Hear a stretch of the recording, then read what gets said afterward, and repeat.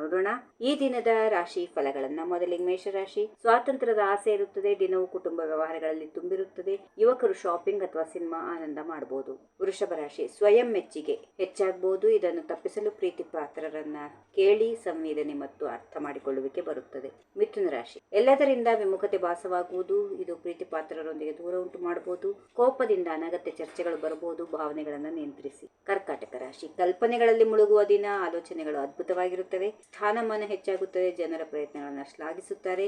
ಸೃಜನಶೀಲತೆಯೇ ಉತ್ತಮ ದಿನ. ಸಿಂಹರಾಶಿ. ಯಾವುದೇ ಅವಕಾಶ ಬಿಡಬೇಡಿ. ಗುರಿಗಳಿಗೆ ಬದ್ಧರಾಗಿರಿ. ಸಹೋದ್ಯೋಗಿಗಳಿಗೆ ಕೊರತೆ ಬಾರದಂತೆ ನೋಡಿಕೊಳ್ಳಿ. ಮೇಲಾಧಿಕಾರಿಗಳ ಆಶೀರ್ವಾದ ನೆರವಾಗುತ್ತದೆ. ಕನ್ಯಾ ರಾಶಿ. ಮಕ್ಕಳು ಶಾಲೆಯಲ್ಲಿ ಮತ್ತು ಹೊರಗೆ ಮೆಚ್ಚುಗೆ ಪಡೆಯುತ್ತಾರೆ. ತಾರ್ಕಿಕ ಸಾಮರ್ಥ್ಯ ಬಲಗೊಳ್ಳುತ್ತದೆ. ಶಾಂತವಾಗಿರಿ. ದಿನವನ್ನ ಆನಂದಿಸಿ. ತುಲಾ ರಾಶಿ. ಲಲಿತ ಕಲೆಗಳು ಆಹ್ವಾನಿಸುತ್ತವೆ. ನಿಮ್ಮೊಳಗಿನ ಕಲಾವಿದ ಹೊರಬರುತ್ತಾರೆ.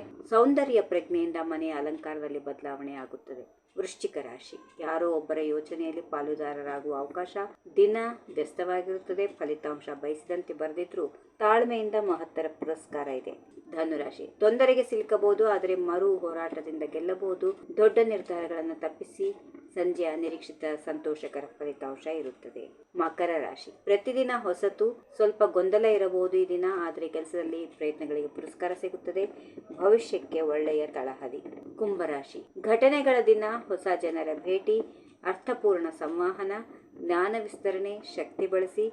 ಸ್ವಲ್ಪ ಆಯಾಸವಾಗಬಹುದು, ಆದರೆ ಉತ್ಸಾಹ ತುಂಬಿರುತ್ತದೆ. ಕೊನೆಯದಾಗಿ ಮೀನರಾಶಿ. ಕೆಲಸದಲ್ಲಿ ಆತಂಕ ಬರಬಹುದು. ನಂಬಿಕೆ ಕಳೆದುಕೊಳ್ಬೇಡಿ. ಹೋರಾಟ ಮಾಡಿ. ತಾಳ್ಮೆಯಿಂದ ಇರಿ. ದಿನ ಮುಂದುವರೆದಂತೆ ಪ್ರಯತ್ನಗಳಿಗೆ ಪ್ರತಿಫಲ ಸಿಗುತ್ತದೆ. ಹೀಗಿವೆ ಈ ದಿನದ ರಾಶಿ ಫಲಗಳು. ಸರ್ವರಿಗೆ ಶುಭವಾಗಲಿ. ಶುಭ ದಿನ.